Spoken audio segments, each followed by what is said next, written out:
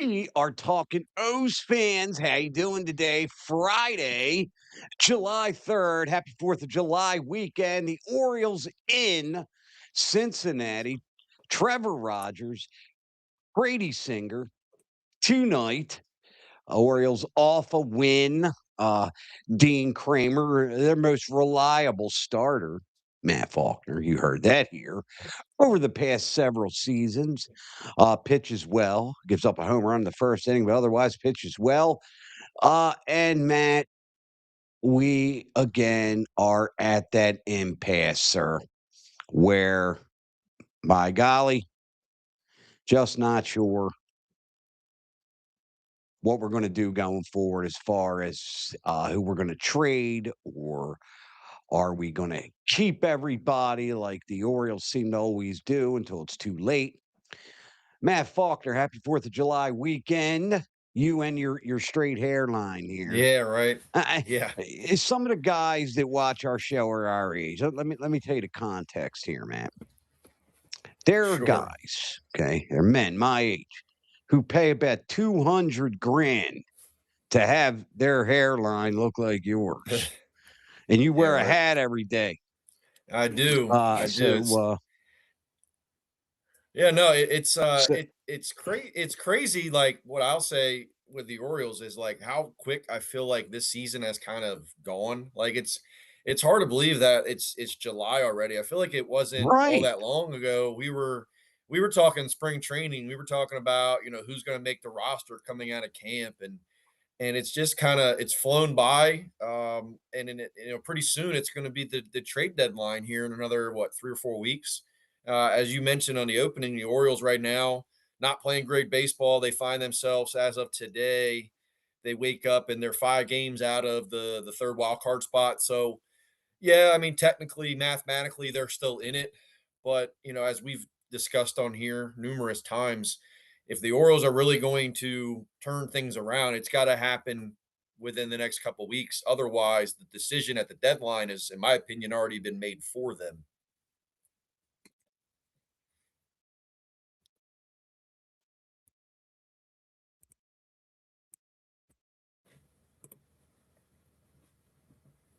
Oh, I think Joe, you're frozen on my screen, brother.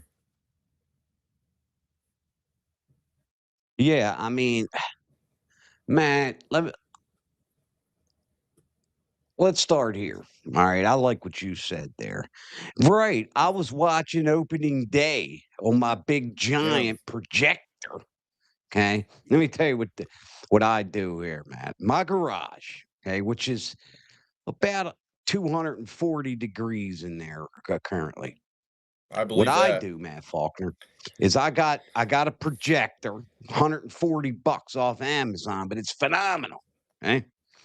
So I put a couch, coffee tables, etc., in my garage, and I watch the Orioles like I'll do a Maryland thing for you, like it's Benji's Drive-In, right? Yeah.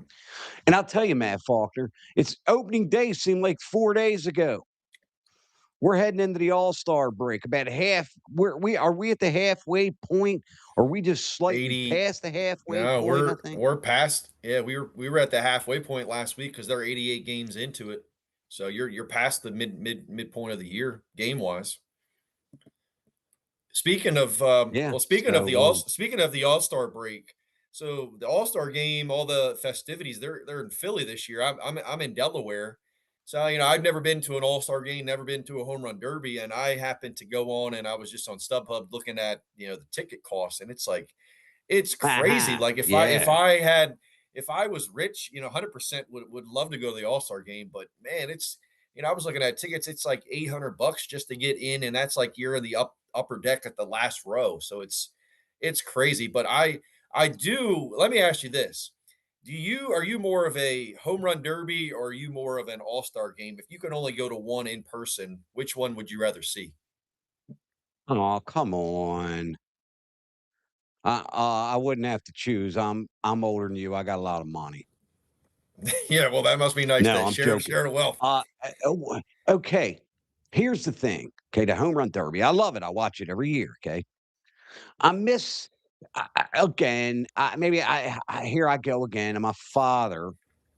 I missed just I don't know when there was like you got 10 outs Well, and get what you can get within that 10 out time. Again, I think they got rid of the timer this year, they right? That type yeah, of thing. they're I mean, trying to go back to how it was because I do agree. Part of the reason that I enjoyed the Derby so much was being able to see how far the ball went. And when they changed it to the time, it was like rapid fire where the guy's hitting a home run, but they're panning it back to home plate because they're trying to catch the next swing before the previous ball had landed. And so you never really they would split screen it. So I'm happy that they're going back to the way that it was. Now, I don't believe they've released who's going to be in the home run derby because that's always interesting to see like which stars are going to commit to it. It's kind of like the NBA dunk contest where you don't always get the best because guys think that it might mess their swing up and this, that, and the other. But yeah, the derby would be just an awesome thing to see in person. But I mean, again, it's so expensive. yeah, I mean, that's the thing. I mean, I got to tell you, I just didn't like it. Like the past few years or the past 10 years, I should say. Like, well, here's another thing. I mean, a Cal Ripken winning the home run derby, just the way it's set up now. Just Right. it's just I don't know. But I do hope, yeah. So they're kind of going back to a little more of an old school thing. Now let me to your knowledge, if you even know, um do they still have the magic ball, or the ball if you hit one 4 foot, Yeah, you get more I time still or something think like that? yeah, there's always some kind of ball that like a gold. It's a gold color that I think. Yeah, they're probably still going to keep some of the newer format, but I think that they're doing away with the time and they're just going back to the traditional outs. It'll be interesting to see if Pete Alonso ends up being in the Derby this year. He's been in it the last few years, but again, they haven't sent anything out. Major League Baseball hasn't as far as who's going to be in it. So I wonder. I know they're doing the All Star selection show. I believe is this weekend. So I would assume that that would be released in the coming days as well. All right. Now, Matt Faulkner, I am going to say the All-Star game. I probably than the home run derby. Why? What do you like? Save the few bucks, so you'd like to go, but you can only go to one. Yeah, like if you could only go to one. I mean, the thing I like about the MLB All-Star game is it's different than a lot than like the NBA where, in baseball The it's dunk hard to just fest. not yeah, where there's no defense. I mean, you still have pitchers that are trying to get guys out and it's interesting though because the guys that start aren't in there at the end where other all-star games the best players are in at the end, they're going to decide who's going to win and lose, whereas baseball they play the first 4 or 5 innings and then you've got reserves coming in. I remember not too long ago they tried to use the all-star game as home field advantage for the World Series and that kind of Did they backfired because you stop had doing that then? They they stopped doing did. that, right? Yeah, they did because I Okay. think like what ended up happening was you had backups for teams that weren't even going to be in the playoffs deciding which league was going to have home field advantage. You have a guy from Yeah. the Pirates or the Rockies, playing in the ninth inning, making that and so I think they did away with it at that Right. point. But yeah, I always enjoy the All Star Week for baseball. They're doing the draft obviously next Saturday, so they've tied that into it as well. So it'll be cool. I gotta tell you, here's the thing when it comes to, unwatchable Orioles or this or that. As soon as the season ends, I'm gonna wish the season would start again. I mean, again, you get to watch all these cool Oriole games all season. It is just, I gotta tell you, it's a shame. I think I'm just a very sad fan right now, man, Faulkner. Yeah, I I mean, love yeah, if you were No, I'm saying to I love, I love the postseason games and the Orioles are in them. What fun. Back to you, Matt. Sorry about Yeah, that. no, it's one of those things where, like, before the season, when you look at the All-Star game, you would have thought the Orioles would have had at least, what, 3 or 4 different guys. I mean, you would have said Gunnar, you probably would have said Alonso, Trevor Rogers potentially. Like, there was probably at least those 3 minimally. And now it's probably just gonna be, well, they have to get one. It's probably right now, if you had to guess, probably going to be Adley Rushman, but he's not in the top 2 for the catcher vote. So, he might be able to make it as a potential like manager selection reserve type thing. I mean, as far as anybody else, I don't know if Adley isn't the guy who really would be the next one on the list. 2 months ago, you would have said Rico Garcia if he was able to continue what he was doing. That obviously didn't happen. None of the Orioles starting pitchers really have done anything to earn a spot, and really none of the relievers have either. So Rushman, to me, really is the only one that makes any kind of sense as far as who is going to represent the Orioles at the All Star game. Which, if you had asked me that back in April, I would have said 3 or 4 different guys. So it's disappointing, but it's just illustrated how frustrating of a season it's been thus far. Killing me.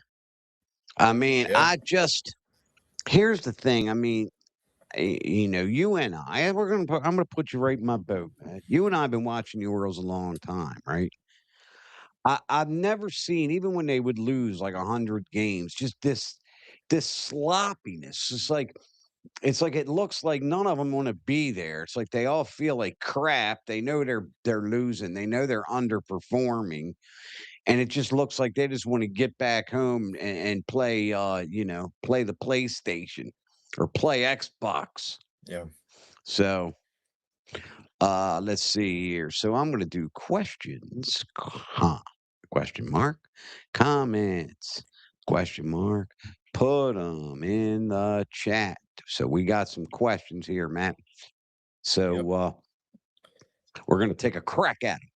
So here we go. Sounds like a plan. Uh, Keep with the reality check, Joe and Matt. With a disaster, analytical delusion is analytical delusion syndrome. Here's what we're going to do, Matt. Okay. And I want to see if this broadcasting school is paying off for you. Can you answer that? Because I have no freaking idea what that person just meant. Again, Put the I'm just question not back that up. smart. So Yeah. here we go. We got we rock the planet. Keep with the reality check, Yeah. Joe and Matt, with a disaster. Analytic delusion is analytic delusion syndrome. You get it? Yeah, well, yeah, I do. I mean, he's referring to, the computer that, Mike Elias and his front office supposedly are using when they're deciding personnel moves, trading, free agency, the draft, the lineup even. Where you're not necessarily going off of what your eyes tell you, you're going off of what a spreadsheet, what the metrics, what the analytics tell you, which to me doesn't really give you the full story. I think in a perfect world, the analytics and the eye test sort of mesh and they become kind of one, and you don't really have to pick one side or the other. Right now, though, a lot of teams are going and hiring and favoring the analytical side, and the analytics tell you one thing that the eye test doesn't always support. And that's kind of where I get frustrated, along with, I'm sure, a lot of other fans, when you see in-game decisions, specifically like later in the games. We can talk all the time about matchups, left-handed pitchers, right-handed pitchers, and how that affects the lineup, and how certain guys like Colton Cowser is a great example. He's a left-handed hitter. His numbers against left-handed pitching is not nearly as good compared to when there's Reddy on the mound. So it's very frustrating as a fan when it's the seventh inning, they're down by a run. Colton Cowser's, 2 for 2 with a walk or whatever. And because now there's a lefty in the game, you're taking him out and you're bringing in a guy off the bench like a Leody Tavares because he's a switch hitter and he hits right-handed against this guy. So it's like those kind of things don't go with what your eyes are telling you, that he's had good at bats all day. Why are we taking him out now just because it's a lefty on the mound? Um, it's just, but I That's think just it's seems to kind of, be the thing, though. But I yeah, I mean, mean, it's a Earl trend. Weaver did that too. I mean, well, you might have to Google that. I love saying that Uh, to you. Earl Weaver, yeah, I'm good, but it's like Buck Showalter, I know you're not a biggest Buck Showalter guy, but he would talk about that No. all the time about like how in spring training he would have the staff, the coaching staff and those guys sit down and they would get explained to them what all these metrics mean in terms of like what does this category really tell us? It's a an abbreviation, but what are we looking for? What's the number here? And it's just not really worked out like I think we had all had hoped. Yeah, I mean, I gotta tell you, I just can't believe what I'm watching sometimes lately. That's all. It's just like, it's like I feel like I'm in the seventh circle of the freaking Twilight Zone. Guys just kicking the ball around, guys getting thrown at. Not that if you want to say, Joe, you know what bothered you most about 2026 season was this. It wasn't the losses. It wasn't even Albernaz. It's not Elias. It's the Padres threw at Gunnar Henderson 3 times, and our manager said they did it right. That's why we got no grapes. That is Yeah. what has bothered me more than anything else this season. I'm telling you, Matt. Okay, Matt Faulkner's going out to the mound throwing 102 at everybody. Let me tell you what I would do, man. This is how sinister your pal Joe is here. I'm throwing at Bogarts again. Again. That's who I'm throwing at first is Bogarts. You hit Bogarts, or as Craig Albernaz would say, Bogats. You hit Bogats, right? All right. What's going to happen after that? Benches are clearing, warnings, ejections. Okay. Everything's calm. Everybody goes back. You're out of the game now. I'm calling in the next guy who throws 98, Rico Garcia, somebody, right? They're hitting Machado next. Bench is clearing again. I'm suspended. You're suspended, but I'm really going to enjoy that suspension because I'm telling you, man, and I hope this is something you take personally here. I'm the manager. Somebody throws it at the handsome Matt Faulkner. Your pal Joe Rossano is going to order somebody on a team to drill 2 guys for the one they hit. Am I Well, wrong? here's what I would say. I don't think that you're right. I also don't think that you're totally wrong either. I wouldn't advocate to go out there and just throw at guys, but I will say this: the fact that like baseball is different than like the NBA or basketball, where your team's not playing well, and as a coach, you could get a technical foul, right? With baseball, with all of the ABS and the challenges that exist, it's a lot harder to really, as a manager, to go out there and get thrown out because like the balls and strikes you can still challenge, the out safe calls you can challenge. So there's not as many opportunities to go out there and kind of get your team fired up to kind of get some momentum. Um, as far as like throwing at guys, you would think that if this team, was like some of the other veteran teams that had some guys that have been there and done that, you wouldn't necessarily need the manager to tell you to go out and throw at somebody. Like you're gonna, as a reliever, as a pitcher, Yeah. you're gonna see, hey, they hit Gunnar Henderson. I don't need you as the manager to tell me that, hey, I need to do something and stick up for my guy. Like, no, I'm going to kind of take that on my own and do that. But I Stick don't up think for the your guy Orioles, anyway. yeah, yeah, I don't think that they really need Albernez to really be that guy to hey, you have to go out there and hit him. No, like if you felt that way, then well, go out and do it on your Whack own. 'em. But they Right. they won't, Matt. No, Are and you a millennial? I am. I am, yeah. I'm Gen X. 1990. Yeah. Okay, I'm Gen X. So, I'm more of I got a mixture here. Okay. I'm more of Murray, Ripken, Singleton, Al Bumbry, and then, Brady Anderson, again, Cal Ripken, Chris Hoyles, Mike Mhm. Messina, that type of thing. And, I think mine was the last, I'm going to say, era where the guys fist fought like, every when they threw bats at each other and stuff. It just seems to me these young guys, I don't know, they're not tough or something. Am I wrong? You coach high school baseball. Yeah. Does a kid get drilled and go after the mound fighting?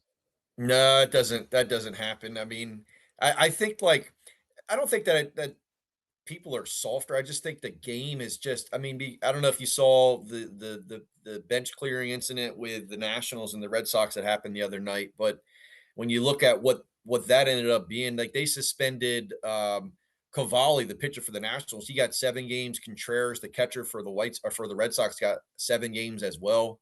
So it's like that is a long time to go. If you're an everyday player, if you're a position player specifically, that's 7 games that you're out. Like so, that's then you're really putting your team in a tough spot when you're going out there and you're fighting and doing this, that, and the other. I don't know that that really makes the most sense. But I mean, I do agree that there's a narrative around baseball that the Orioles are kind of a soft team. They don't really have that like bulldog, that guy that's gonna say like, "Hey, enough's enough." Where they start taking things a little bit more personally. It's a young team. There's some veterans that they brought in trying to sort of change that, but by and large, it still feels a lot like it's just a really soft bunch that they don't really they don't really have that mentality that you're kind of talking about. And I think that starts from the manager at a certain point. Well, the league made, as Mike Bordick said, I'm dying to talk to him. Mike Bordick, hold on, let me interrupt this program real quick. Mike Bordick, if you're watching, okay, what I understand, a few of you have heard of us. Let me know. I'd love to talk to you. Back to the show. Mike Bordick said that, yeah, they, meaning the powers that be, made the game cold. Like you can't overslide second base and take. I mean, Matt, even you, and I don't mean that negatively, but I mean I'm saying even in the era that you grew up in watching. Okay, there they at least could slide and take out the second baseman, and sometimes the runner would slide into right center field to take out the second baseman or the shortstop. God forbid if there was a close play at the plate and you were a catcher, you were going down, the really bad kind. All right, and you just don't see that anymore. It's just No, I have no idea why. Bunch of I kind of softies think out of there. when you're talking about like sliding into second base, I always think of the Chase Utley play with the Mets. I think it was what 2015 in the playoffs when he slid into second base, feet first, and I think he broke the leg of the second baseman for the Mets. So that Mhm. obviously was not what MLB wanted. So that's kind of when they changed that rule. You remember Buster Posey, who now is I believe he's the GM of the Giants. He was catching and he got run over at the plate, broke his leg, and at that point was one of the premier players in baseball and missed a ton of time. And so then they came up with a rule change with catchers to protect them. So it's always kind of, I think, trying to stay one step ahead and protect your players. It's no different than like the NFL. I mean, go back 15, 20 years ago and receivers going over the middle of the field and how safeties were able to hit guys. Now it's like you can't hit a guy above the neck anymore. I mean, they put everything in slow motion and they're just it's just about protecting the players. But yeah, I mean, I do agree that the game I mean, and has I get that, yeah, but I don't know. It's just you saw the movie Major League, right? I did. Oh yeah, classic. Remem the female owner, right? What are you guys? Bunch of pansies. I Yeah. don't know. Again, I got older and I'm just throwing kids off my lawn now. Let's do some questions and comments here, Matt Faulkner. Yep. All right, here we go. We got Mike T6119. What was our response when Kerstead got hit in the head? I don't remember. Do you? Yeah. So that was Kerstead got whacked in the head. What'd they do? Send the guy Brandon a Hyde came cape? out. Yeah, Brandon Hyde came out Mm. and Yeah, Brandon and Hyde had some yeah, bells. he did. He did. That was one of the few times that I actually thought Brandon Hyde did the right thing in that kind of situation. But he came out and there were benches cleared. I don't believe there were anybody getting suspended or anything like that. But I mean, it's a shame because that happened, and really Kerstead has never been the same player. And that was what, in 2020, was that the end of 2024? I mean, it wasn't. I mean, it feels like it wasn't that long ago, but it kind of Was that was. last season? It was last season. Let's It was see. beginning of last season. I'm almost positive. I mean, Lord Let's knows you're see. smarter than me, but that is Uh, really what I thought. no, so it was, July 12th of 2024. So, almost 2 years ago, is when that happened, and, ever since then, Uh, Kersted's been and dealing with all kinds of injuries and trying to get back, but that was obviously a tough scene, and at least Hyde went out there and, defended the player. I don't remember if the Orioles, I don't wanna say that they hit anybody in retaliation. I could be wrong on that, but I don't believe that they did. I got a good one right here. Here we go. We got Mike T6119 number one. The problem, Mike Elias. We assume the Astro template would work in the AL East. Um, I there is no AL East anymore. There is no National American League anymore. If you think about it, I mean, I remember, when I was a young guy and married, I think at this point, the Orioles never played the Dodgers or the Mets or St. Louis. The Orioles played, X amount of games. It was completely even. They played, I'm just spitballing here. They played 15 games against the Yankees, 15 games against the Indians slash Guardians. They played 15 games against the White Sox, just as many in Chicago as they did in Baltimore, blah blah, and etc. And now, I mean, it's everybody plays everybody. So far as getting back to what this question is him thinking that Michael Elias, we assume the Astro template would work in the AL East. If yours could be in the AL West, it probably wouldn't matter at this point, or the NL East or the NL Central. Probably just doesn't matter.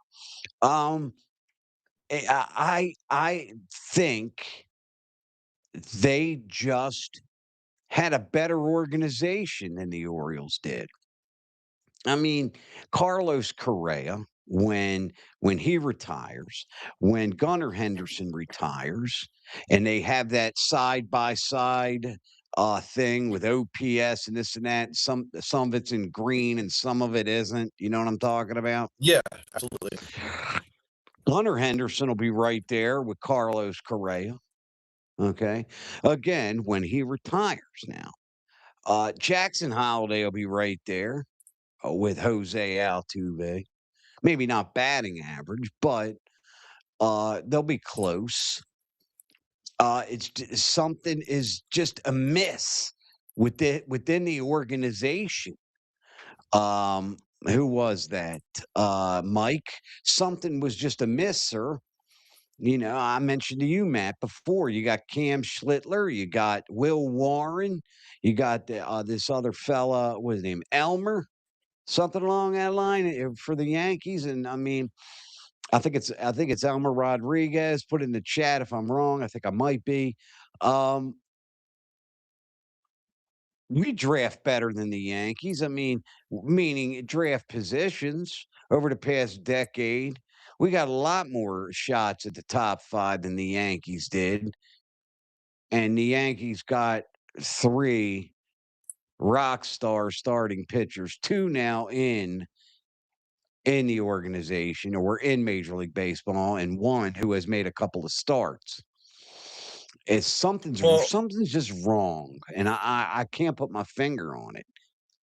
I mean, you look at when Elias was with Houston, like, you look at, what they did to sort of get over the hump. They obviously won the World Series 2017, What did they do at the trade deadline?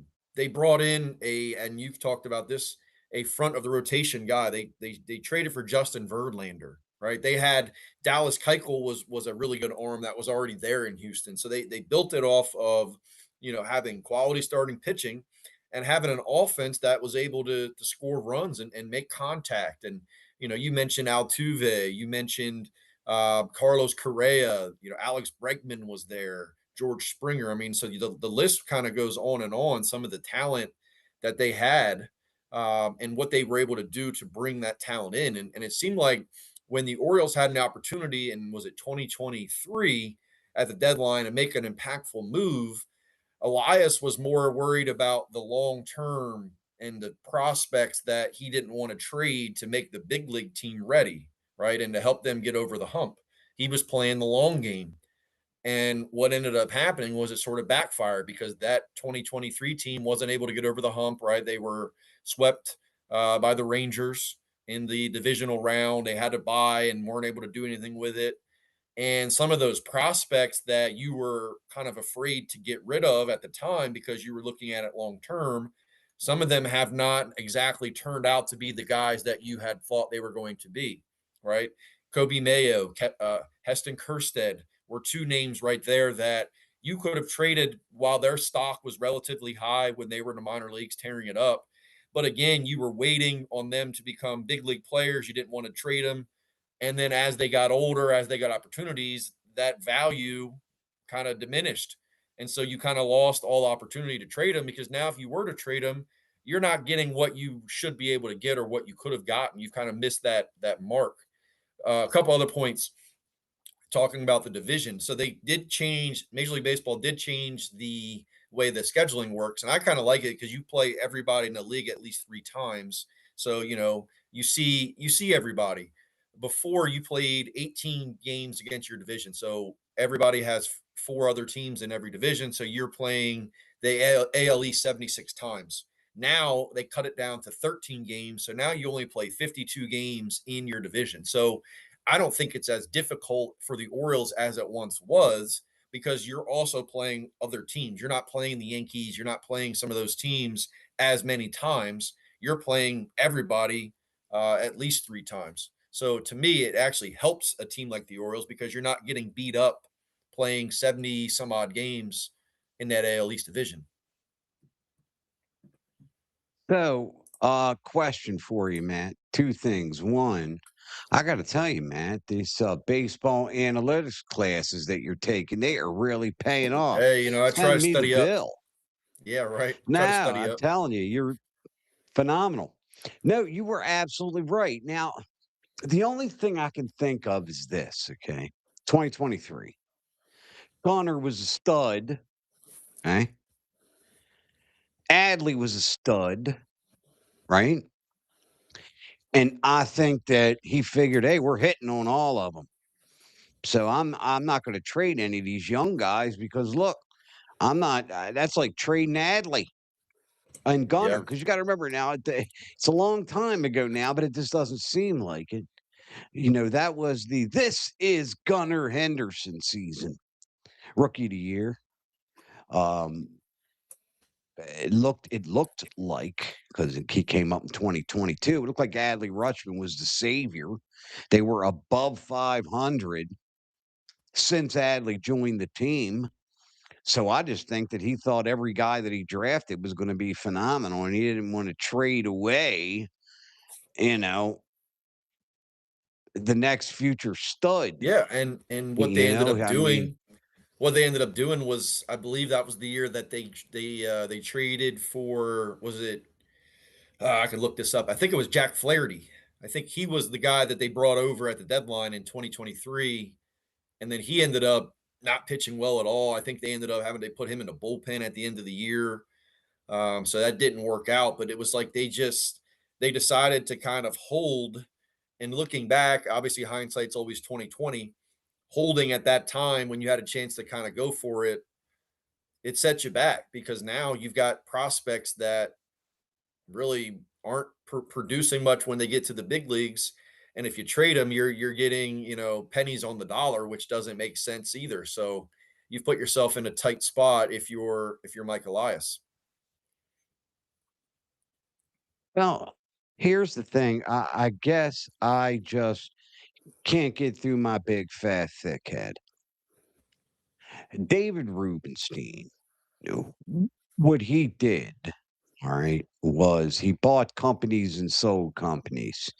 Any ladies out there watching today, like Pretty Woman, all right? He was like the guy in Pretty Woman. He was Richard Gere. He bought companies, broke them up, or whatever he did, and sold them. Right? He knows that this is a poor product. I guess I just don't understand why no action is taken. Because as I mentioned, it seems like everybody who comes to this organization gets Orioles disease. Like the manager, I keep getting back. This is the last time I'm going to say it the rest of the season. I promise. Okay. Alex Cora, Matt Faulkner, they fired Red Sox Nation royalty. Royalty. Okay. The New York Mets manager gone. Anybody else get fired? I know the Mets Rob, and yeah, Rob Thompson with the Phillies was fired too. the Phillies, and look at them. Boom, boom. Yeah, I mean, when they know that things aren't working out, all right, they just don't keep dating the person. They break up with them right away. They pull the band-aid off. Let's see, what else do we have here? We have Niner Empire 2481. This team needs too much. They need to be sellers, period. All right, Matt Faulkner, back here on Earth. Are they sellers? Or, I mean, again, if they play 500 ball over the next 24, 23 games, as we discussed yesterday, and they play 500 now, okay, and they are what, 8 games under 500 going into the trade deadline, do they sell? Are you asking will they or should they? Because I Yeah. think that's a separate. If you're asking me No, I mean, what I think will happen, I think that they will play just good enough to theoretically stay in the wild card race where they're going to be, 4 or 5 games back, and you're still going to say that you theoretically can make a run at it. I also think Mike Elias sort of knows that his job is on the line, and so I think he's less inclined to probably sell because if you sell, you kind of admit failure. Um, so I see there being a scenario where they try to add. I'm not saying they're going to go out and trade for a Tariq Skubal, but they could try to add a bullpen arm, add maybe a position player in the infield, something like that. That's not a blockbuster trade, but maybe tries to help the big league roster this year. Um, because right now, if you look at this roster, if you were to say we want to sell, Trevor Rogers, I think, becomes really the guy that probably would net the biggest return because you're looking at a left-handed starter who has had a really good June, did not start the year very well, had a really good 2025, came out of that, like I said, didn't have a great start to the season, but has pitched much better as of late. He'll get at least 3 or 4 more starts prior to the deadline. So if he continues pitching to the level that he's pitching at right now, I think that he would obviously garner a lot of interest from a lot of teams because everybody needs pitching and pitching is going to come at a premium. So they would get a pretty good haul for Trevor Rogers. Taylor Ward would be another guy that some teams may want as a right-handed hitting option, either off the bench, maybe as a DH. I don't think his value is what it was coming into the season because the power numbers just have not been there, and he's not a very good defender. Jesus. So you're limiting what probably you're going to get. You'll get something for him, but it's probably not going to be a ton of help. Um, then you've got the bullpen, you've got Cano, you've got maybe a guy like an Andrew Kittredge. But aside from like those four, unless you trade an Adley Rushman, which I don't think will happen, I don't know that really selling, like I said, you're going to be banking on prospects and hopefully your scouting department can identify some guys that will be contributors down the road, which is not an exact science. So it'll be interesting to see what the Orioles do. like I said, I think depending on how they finish the next 2 or 3 weeks prior to the deadline will tell you everything that you need to know about kind of what they're going to do. Yeah, I mean, last year there was a fire sale. See, DK Hubbard, how about the All-Star starters play innings 1 through 3, then reserves 4 through 6, and 7 through 9. What was that? I'm sorry, that I couldn't read that fast. The All-Star starters can return 7 to 9. Can they? Well, I Did you mean, know that? no, I mean, I think he's saying like that would be like if you really wanted to do it like the other sports, you would have the starters come back in. That wouldn't happen because, once you're out of the game, you're not that they're never going to get re-entered. That would not happen. I think that's, like I said, one of the reasons why they got rid of the All-Star game really having an effect on the playoffs and the postseason with home field advantage because your starters aren't in the game at the end. The other thing I'll say about the All-Star game, the format of it is the fan votes. It's just like it just becomes a popularity contest at the end of the day. I mean, you're going to see some of the bigger market teams, their fans are going to vote in droves and they're going to vote for guys that are popular, not necessarily the most deserving. Toronto is a team that I remember was it last year they had like 5 starters for the AL because the fan vote was so weighted, so that's the other thing with the All-Star game is a lot of times it becomes just a popularity type of contest. Let me read something here. Okay, Major League Baseball All-Star Game rules generally prohibit starters from re-entering the game, but there are specific exceptions for position players in case of injury. Under official All-Star Game guidelines, here are the specific rules regarding re-entry. Position players. Managers may designate one position player who is eligible to re enter if the final available position player at any position is injured or ejected. Catchers. There is an additional long-standing rule allowing a player to re-enter the game specifically to replace an injured or ejected catcher. Okay, so I guess that's what he means, but just judging by what I read there, it looks like that's not like something brand new. But I guess they could designate, like I could say, okay, my designated player, Matt Faulkner, so you start the game at second base. I take you out in the third. We're out of players, and they throw our second baseman out, or our second baseman gets hurt. You can re-enter.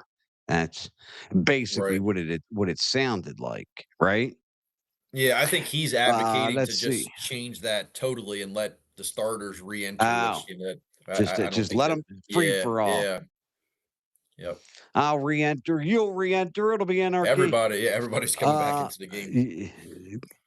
y- what do we got here? We got TN Pyro. Is that right? We got a pyro out there? He's scaring me.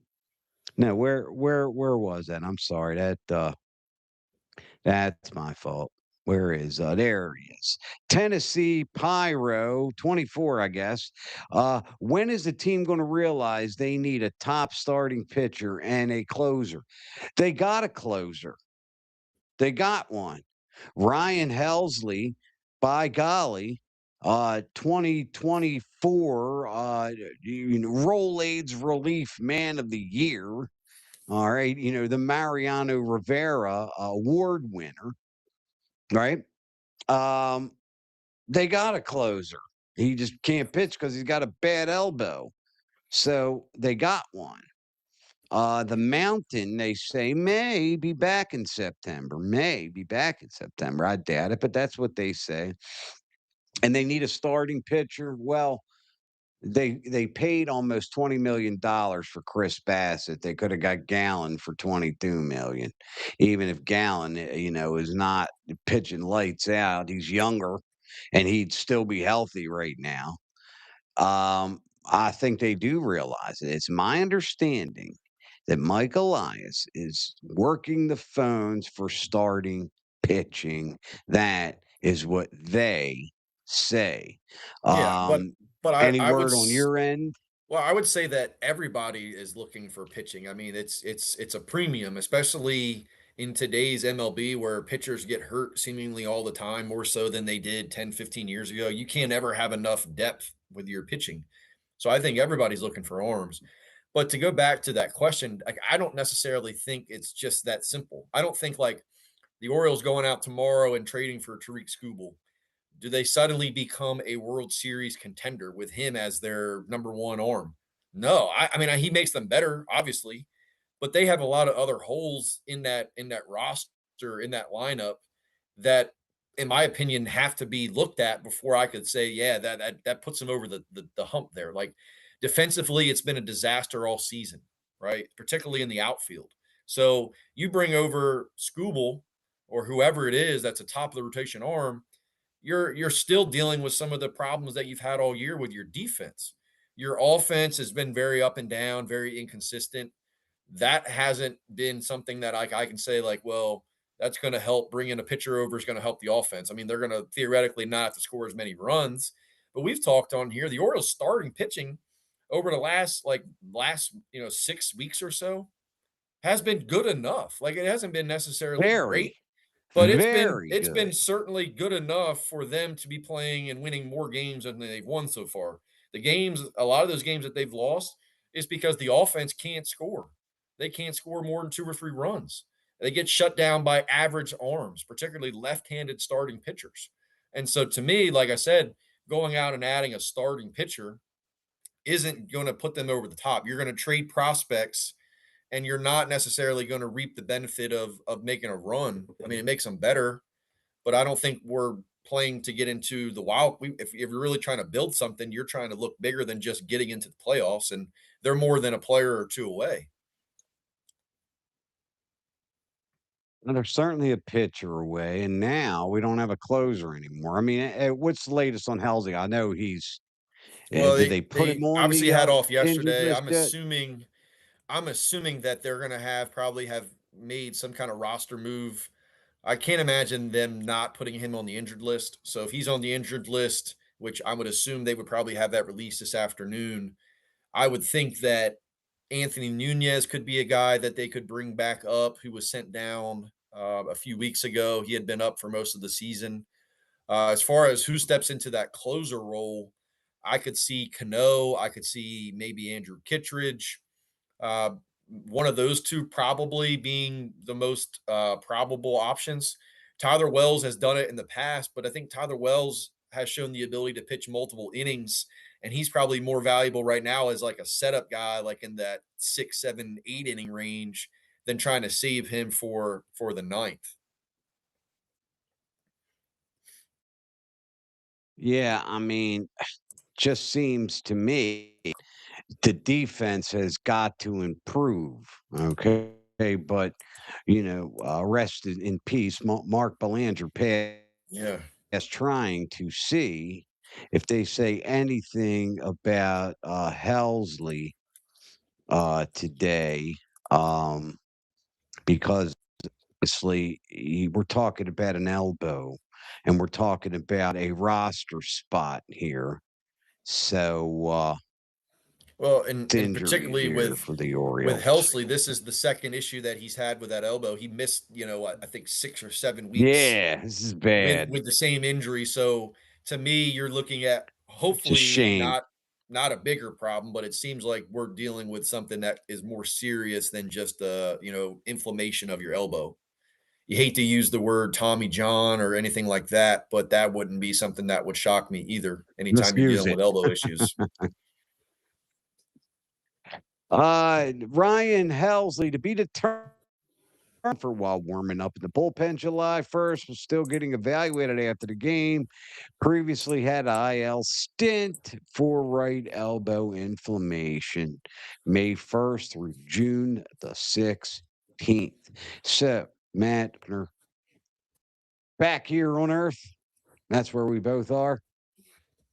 He's done. So, he's done. Yeah, I mean, I would be Sorry. I mean, shocked unless if he throws another you pitch for know, the Orioles this year.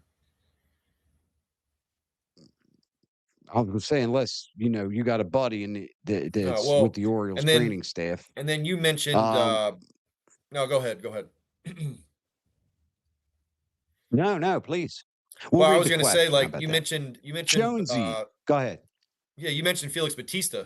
Does it really make sense for them to, with the Orioles the way that they are, the record, does it make sense to rush back Batista? Because that's the other side of the coin is like, what are you really trying to go for it now? And is he really going to make that much of a difference? Is the risk of rushing him back and throwing him out there too soon?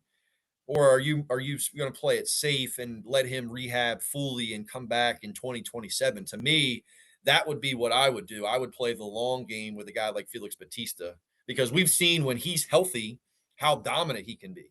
And so to me, Sure. bringing him back to join this team, it's more than a player or two away. It doesn't make sense.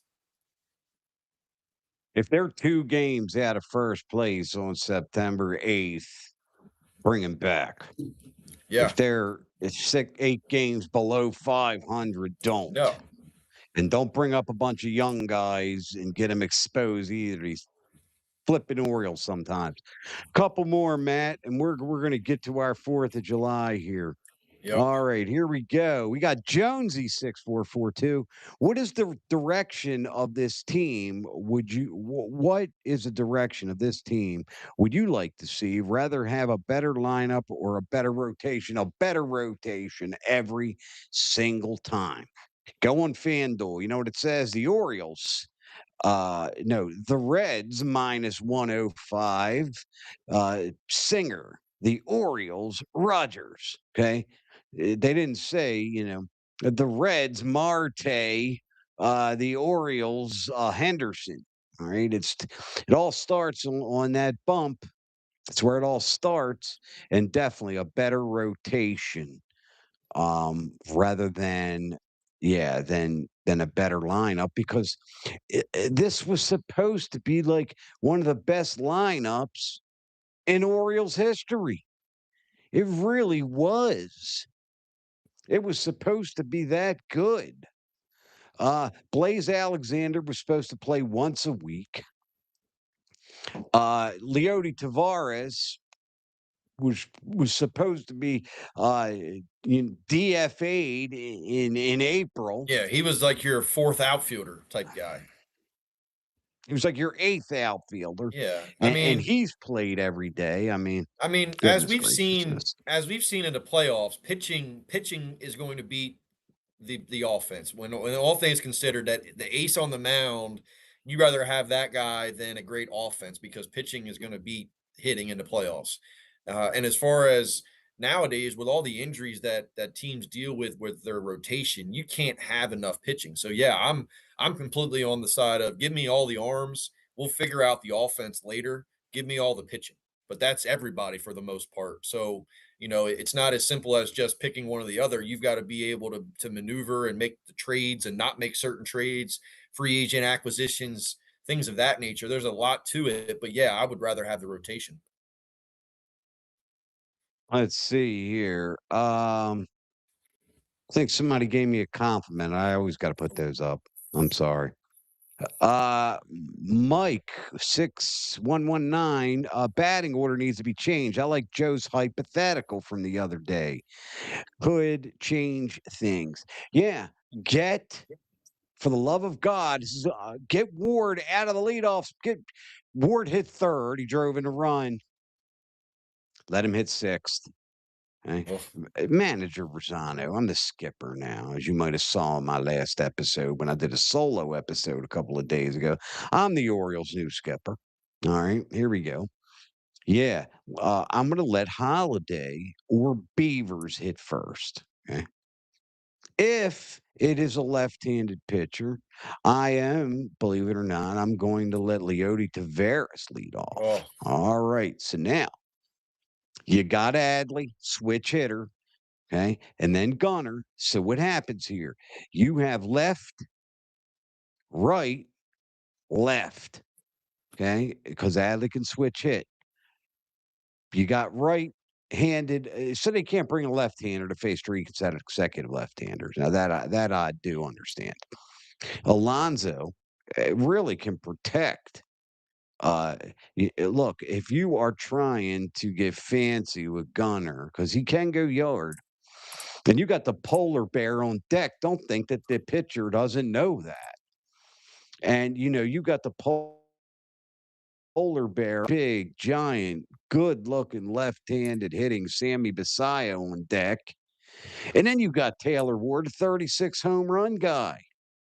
Boom. And then you have Colton Cowser who can also go yard. And then that's where you funnel in your Dylan Beavers and your Kobe Mayo or your Blaze Alexander. But yeah, thank you very much for that, Mike. You're absolutely right. This batting order's driving me nuts. Before Well, we close out here, Matt, I'm going to give you the final word. yeah, Well, so you can I have just it wanna anyway. I'm respond not to giving your I you. wanna respond to your hypothetical lineup because to me, Jackson Holliday, if you put him at leadoff, I think it doesn't change anything. He's hitting like a buck 96. So, like, to me, you need to keep him in the 9 spot, keep him down in the order. I wanna All see right. Blaze Alexander. I want him to get more at bats. He's hitting over 300. He's the That's only a guy right left-hander, now no that is problem. That really. sounds good. Yeah, I mean, I don't think they're gonna do anything with Gunner. They're gonna probably leave him right now as the leadoff guy. I 100% would move up Blaze Alexander. I would hit him second. I would hit Alexander second. I'd move Rushman to third. Alonso's hitting fourth. Basayo, and I probably would have Cowser maybe as my sixth guy. I'm gonna hit Taylor Ward as the seven hitter, and then maybe a Beavers or a Tavares in the eight spot there. But yeah, I do agree the lineup being the same night after night after night, getting the same result after result after result is very very frustrating. But it's like to me, if they haven't made a drastic change 88 some odd games into the year, I don't necessarily see it happening because if it was going to happen, it would have already happened by now. The only thing we can hope is that maybe something gets changed and we start figuring it out, and all of a sudden we're that offense that I think that we all expected us to be. But I'll leave it with this: for the Orioles to really turn this thing around, Gunnar Henderson, who's hitting right now 227, he's got to get into the 250s.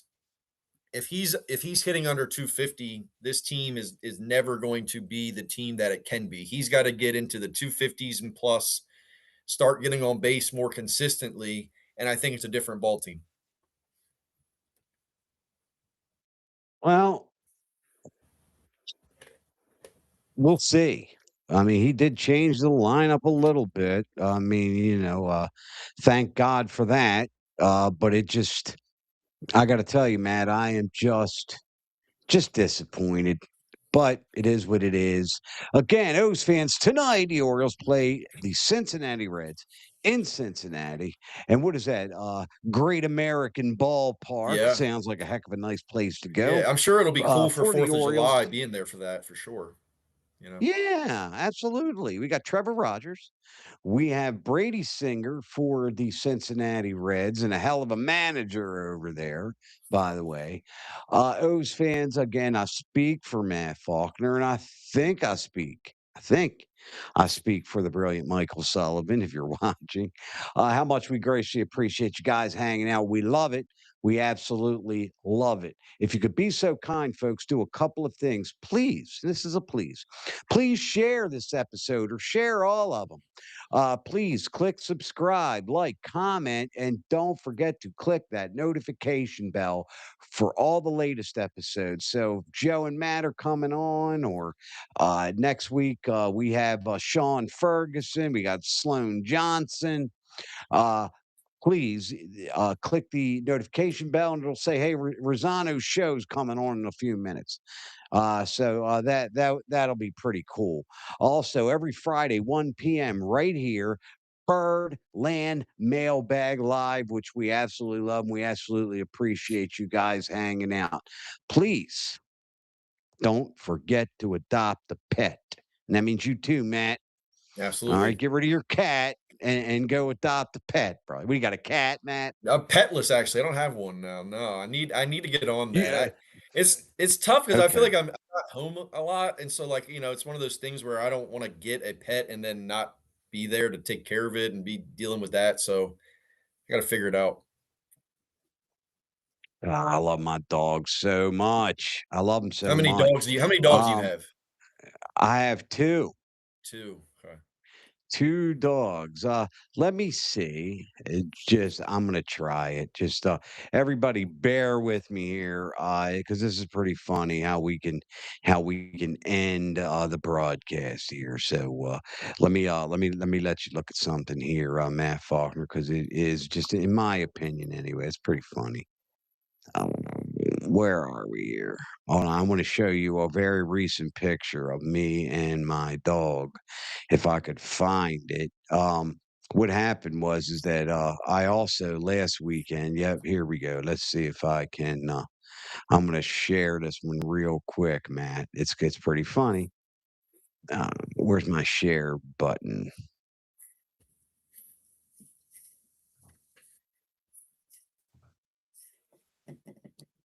There, I don't even know if you could see him. Oh, yeah, I Let got me you. see if I can see him.